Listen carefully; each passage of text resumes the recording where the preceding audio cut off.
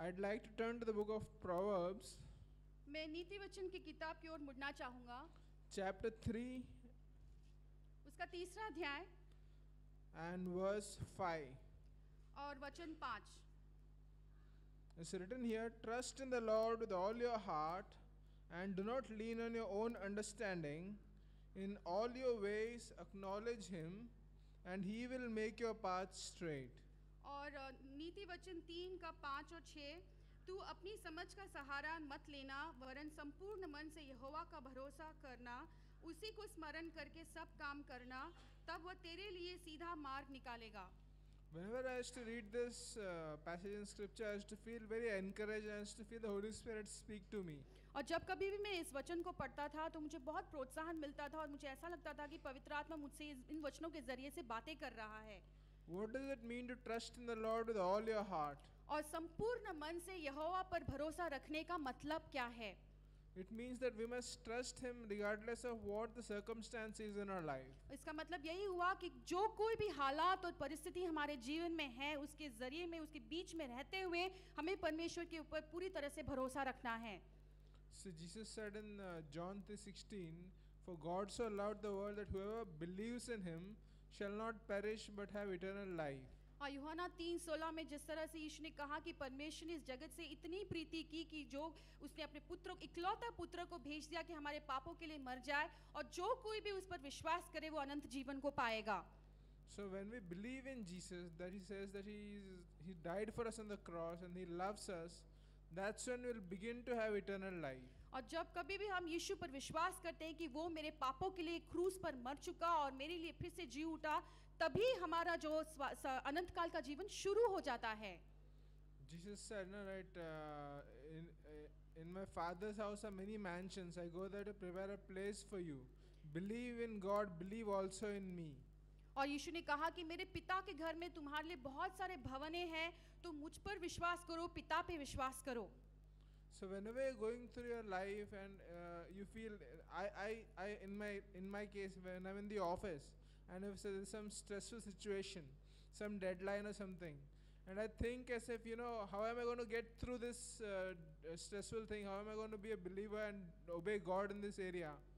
इससे जब कभी भी हम परीक्षाओं का सामना करते हैं, खास करके मैं जब दफ्तर में रहता हूँ, जब मेरे सामने ऐसे कोई परिस्थिति आती है, जब मैं दबाव में आ जाता हूँ या तनाव में आ जाता हूँ, लेकिन मेरे मन में इच्छा है कि इस दबाव और तनाव को कैसे मसीह में रहकर इसके ऊपर मैं काबू पा लूँ, तो मैं परमेश्वर के बारे में, इस वचन के बारे में सोचता हूँ। The thought comes in my mind, this is going to pass. Very soon Sunday is going to come. Very soon I'm going to come to church.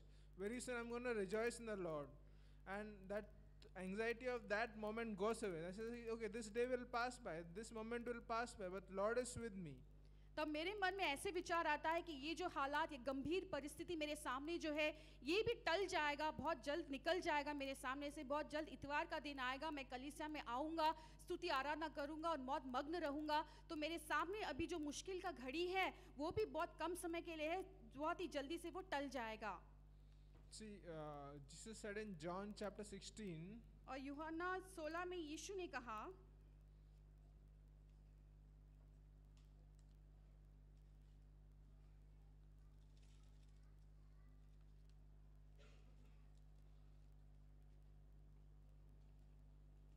John chapter 16 and verse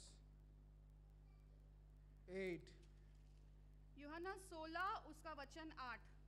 And he, is referring to the Holy Spirit, when he comes, will convict the world concerning sin and righteousness and judgment. Concerning sin, because they do not believe in me, and concerning righteousness, because I go to the Father and you no longer see me, and concerning judgment, because the ruler of this world has been judged. और वचन 8 से, और वह मतलब पवित्र आत्मा आकर संसार को पाप और धार्मिकता और न्याय के विषय में निरुत्तर करेगा। पाप के विषय में इसलिए कि वे मुझ पर विश्वास नहीं करते, और धार्मिकता के विषय में इसलिए कि मैं पिता के पास जाता हूँ और तुम मुझे फिर न देखोगे। न्याय के विषय में इसलिए कि संसार का जो सरदार है दोषी ठहराया गया है। So the basic sin which the world is guilty of is not believing in Jesus, not trusting in Jesus. और सबसे पहला पाप जिससे जो दोष जिसका दोष इस संसार पे लगा हुआ वो ये है कि उन्होंने यीशु मसीह के ऊपर विश्वास नहीं किया। And the root cause of all sin is not trusting Jesus. That's the most basic, that's the most dangerous sin we can ever do. और सारे पापों का जो जड़ पाप है वो ये होता है कि हम पूरी तरह से यहोवा या यीशु मसीह के ऊपर भरोसा नहीं रखते हैं, और ये पाप बहुत ही खतरनाक पाप है। Because if we obey God without trusting Him, it's a dead work. क्योंकि यदि हम परमेश्वर के आज्ञा का पालन करते हैं उस पे भरोसा बिना किए, तो वो हमारे लिए मरा हुआ एक कार्य है। Like Jesus says, no, if you love me, keep my commandments. जैसे यीशु ने कहा कि यदि तुम मुझसे प्रेम करते हो तो मेरे आज्ञाओं का पालन करो। And it's also written in Hebrews 11, without faith it is impossible to please God. और ऐसा भी लिखा है इब्रानी के 11 में कि विश्वास के बिना तुम परमेश्वर को प्रसन्न नहीं कर सकते।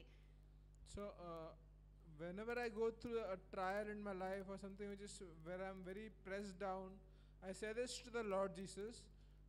और इसलिए जब कभी भी मेरे जीवन में मुश्किल घड़ी आती है, मैं किसी परिस्थिति से गुजरता हूँ, तब मैं यीशु को देखकर ये बातें कहता हूँ। I said to the Lord, Lord Jesus, I trust you, I love you, I know you love me, I know you're in control of my situation. तब मैं परमेश्वर से कहता हूँ कि मैं यीशु मसीह आप पर भरोसा करता हूँ, आपसे प्रेम करता हूँ, मैं ये जानता हूँ कि आप मुझसे प्रेम करते हो, आप मुझे इस परिस्थिति से बाहर निकालने वाले हो। Help me, Lord. मेरी मदद करो। And I've experienced God's help in many of the situations and whenever I've sought the Lord like this. और तब इस तरह से जब मैं परमेश्वर को खोजता हूँ तो कई बार मेरे हालातों के जरिए से परमेश्वर ने मुझे छुड़ाया है। ऐसे बहुत सारे अनुभव मेरे जीवन में हुआ है। So God is in control of your life. Don't worry about what is going to happen in the future. और इसलिए परमेश्वर तुम्हारे सारे जो जीवन के ऊपर है उसने नियंत्रण रखा है। तुम बिल्कुल डरो नहीं कि तुम्हारे भविष्य में क्या होने वाला है, कैसे होगा, इसके बारे में तुम बिल्कुल फिक्र मत करो। Bible says that he who endures till the end shall be saved. और पवित्र शास्त्र कहता है जो आखिरी तक सहता है वो बचाया जाएगा, उद्धार पाएगा। But Jesus also said, don't worry about tomorrow. और यीशु ने लेकिन ये भी कहा कि तुम कल के बारे में चिंता मत करो। For tomorrow will worry about itself. क्योंकि कल की जो बुराई है वो अपने आप को संभाल लेगी। So let us trust God for today to keep us in faith, and let us keep on asking God. If you have any anxiety, whether you'll not endure till the end, ask the Lord for this. Say, Lord, I want to endure till the end. Every day keep that prayer.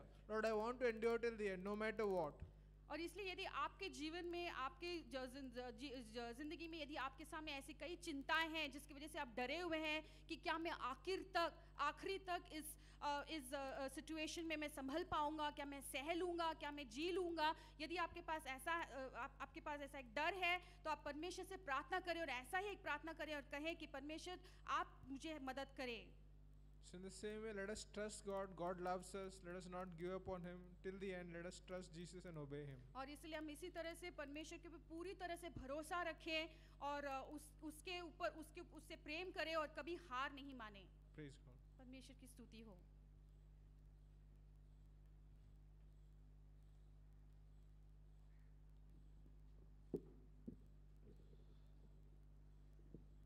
We think of humility and obedience.